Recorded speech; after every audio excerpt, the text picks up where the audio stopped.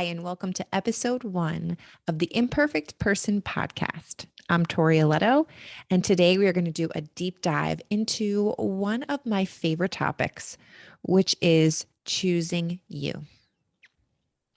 Okay, what does it even mean to choose you? Let's break this down. Essentially, I would define choosing you as acting in ways that honor and root you in your innate self-worth. It's the difference between analyzing an outcome, kind of getting stuck, right? Analysis paralysis kind of stuff, and trusting our instincts. Between living in a sort of a burnout stage and learning how to honor our boundaries and our capacity. Between impulsively pursuing someone who is clearly unavailable versus processing the pain of someone who is clearly unavailable. When our worth slips into the hands of another human or a promotion or a particular outcome, we automatically self-abandon. We self-abandon because we cannot simultaneously honor our self-worth and chase it outside of us. And if we are seeking worth outside of us, it's something that we're hustling for, trying to achieve, trying to get to the next stage of life to finally feel worthy and fulfilled.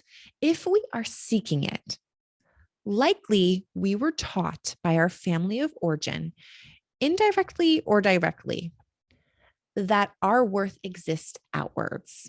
And this is stuff that's passed down to us. Our parents' relationship with their worth, unless they worked on it, was passed down to us. And this is, what I call the generation of healing and healers. We're really looking at this stuff because we want these cycles to stop here. And when we think about these cycles, one of the most prominent areas we all sort of struggle to choose ourselves in is in the pursuit or the midst of love and intimacy. Why is that? Because those are the areas that also reveal and get us to heal. I say this all the time. 95% of people that come into my office come in because of relationship issues. Either they're grieving a relationship, they're grieving in a relationship, they can't find one. I mean, relational issues really push us to working on ourselves and ultimately the relationship that we have with ourselves. They are our biggest healer. And when we think of why relationships bring up so much for us, we have to circle back to where we learned the combination of being self-connected and intimately connected. This is also something that comes from our family of origin. That's passed down to us. And the question that you want to ask yourself is, were your parents able to fully attune to you when you were expressing your full self? And if the answer is no, if showing up, if your emotions were too much, if your boundaries were not respected, if your voice or your beliefs were not honored, if, whatever parts of you had to be hidden in order to stay connected to someone in your family or to your family, you learned early on that being self-connected cannot coexist with connection in your most intimate relationships. And that combination, many of us are healing from. It's interesting. You'll either see one or two ways. One, you'll see people who get really rigid in their opinions, kind of like the rebellious one back in the day that were maybe more aggressive with their opinions and had to deal with the pain of the disconnect from their family because they were so, firm within. Or you saw the other side of it where people became very hypervigilant and codependent. And they noticed, when mom's mad, I have to act happy. And they really lose themselves in order to maintain the homeostasis of the house or the mood of the family or managing one of the family members. So when we learn that showing up fully and being connected to another cannot coexist, we automatically slip into our patterns in our intimate relationships that we pick later on, right? So fast forward and we're picking friends and we're dating and we're attracted to certain people. And as we know, we repeat and we replay. And this includes the ways we learn to automatically self abandon as intimacy increases in a relationship. So let's just get clear around what self abandonment means or how I would define it. Self abandonment is when we detach from our core self in the pursuit of another or something, but in this case, of another. And that means we detach from our instincts, we detach from our boundaries, our needs, our emotions, and we show up in ways of hoping to obtain someone, love, a promotion, an outcome, success, whatever it is. And the important thing to say about self abandonment is that underneath self abandonment is the abandonment wound. If our parents were unable to attune to us when we were our full selves, right? On let's say like an 80-20 basis, not 100% of the time. But if for the majority of the time they were not capable of doing that, let's say, then we developed abandonment wounds because ultimately those are from not feeling seen or heard or cared for in our full, true, authentic self, right?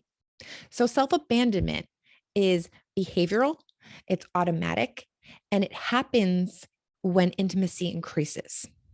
You know, I've shared this story before, but when I was dating my now husband, this was my biggest growing point. And I had no idea it even existed. I thought my growth was all about who I was picking, who I was attracted to, and changing the game there. And I'm a little bit against that being the way that we heal, because ultimately, who we are attracted to and the cycles we're repeating are leading us to our own healing in order to sort of repair our foundation, which is the relationship we have with ourselves. When we work on that, we don't have to force attraction. We don't have to force being in relationships that we're not fully there because we're healing from where we're choosing from. So when I was dating my husband, this was my biggest problem. As you can tell, or maybe assume, I was really great at analyzing and letting other people know what their biggest problems were in the nicest of ways, right? And in the course of our relationship, and actually took a breakup for this to really manifest, I had to really realize that my way of self abandoning was completely trying to heal and fix another. I was always trying to expand other people's capacity to choose me when my work was expanding my own capacity to choose me. And in hindsight, it makes so much sense. But in the relationship, I was really, really good at telling people, particularly my now husband, all the things that he needed to work on. And I was just sitting there waiting, waiting for him to do it. Right. And he didn't. He didn't until that shift, until I stepped into myself, he stepped into himself, and our relationship transformed into a healing relationship where we both became responsible for our own healing, which allowed us to sort of come together and create a healthier, super connected dynamic. Again, that's not always the case, right? Sometimes one person steps into that and the other person cannot, and we have to let go and grieve and accept and all those hard things. But I'm just sharing that story with you because I think that we don't realize how much we self-abandon and disconnect from ourselves, particularly when someone cannot choose us or when someone's emotionally unavailable. One of my favorite things that I wrote about early on in my Instagram, by the way, New York Therapist, if you don't follow me, is we think we're pursuing people who are unavailable and we're like, oh, this is so frustrating. Everyone's unavailable. But we pursue people at the level of intimacy that we're at. And that's not to bring up shame, like, oh, what's wrong with us? Look, we're unavailable. That's really to expand our level and capacity to be intimate. And in order to be intimate with another, we really have to get closer to ourselves, closer to our voice, learning ourselves and our values. Sometimes people don't even ever do this work until they hit this roadblock in their intimate relationships and really have to self-discover who they truly are and how to bring that forth, and having that be the foundation in which we date from and we love from and we choose from. So when we pursue people with a foundation of self-abandonment, we can't honor ourselves. I mean, it's the reason why I would say self-abandonment is how we do not see or process red flags. It's how we put up with toxic dynamics. It's because we are not rooted and connected to ourselves. And again, in hindsight, you can go back and go, wow, how did I put up with that? But self-abandonment, that's how we do it. And, we're all creative. I was very creative in my self-abandonment. I was, analytical, and I just finished grad school, and like I had a lot of information to back up my self-abandonment, and I bet you guys get that because we're in the world of information now. So probably a lot of you can relate to that. But what it really was for me was my ability to become what I was seeking in him. If we can see that as a mirror, we start to do the work on ourselves that we need to do in order to create healthier relationships where we can be connected to ourselves and another at the same time. And when we can't be, or when someone cannot be with us, that's painful. That's hard. That's something we have to grieve without the layer of taking it personal. And that's the thing about being rooted in our self-worth is we no longer take other people's capacity personally. And what a gift that is, because life is painful enough. When we add that extra layer on, that other people's limits are evidence of our worth, we just suffer and we feed a story that is completely untrue. So just a reminder, using my example, I mean, I've been with my husband now over 10 years. We have 2 small kids. The choosing you isn't something that we perfect and move forward in. It is a practice. It is a practice. I lose myself all the time still, but I notice the loss. I notice the signs, and I come back to myself way sooner than when I didn't have this practice at all. And I'm letting you know that because I really think when we set the tone for healing or for any work that we're doing, when we put a perfectionist thing, oh, when we heal, we're going to do this every time, it really sets us up for shame, and shame consuming us as we're healing. And healing is a relationship, a practice. It's something that we show up for and we pay attention to, and we get better and better and better at it, but we don't perfect it.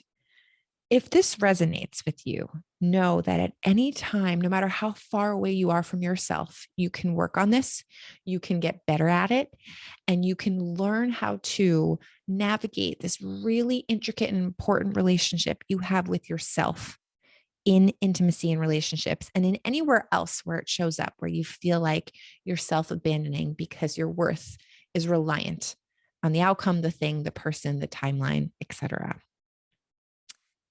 I am actually really excited to also let you know on December 4th, I am doing a webinar. You will find the link somewhere. I'm new at this podcast thing, so somewhere in here. I am doing a webinar on how to move from self-abandonment to self-connection. If you're interested in creating your own practice, this is where you're going to learn the specifics. And I really cannot wait to do this work for you. It's like my baby. It's my heart. So join me. And if you can't come live, it will be recorded and sent to you, and you will have it forever to work on this right alongside me. If you don't already, come find me on Instagram at nytherapist. I share daily quotes and captions. Thanks for joining me here today. I can't wait to come back to this topic in different areas of life again. And just grateful to be here with you guys. Till next time.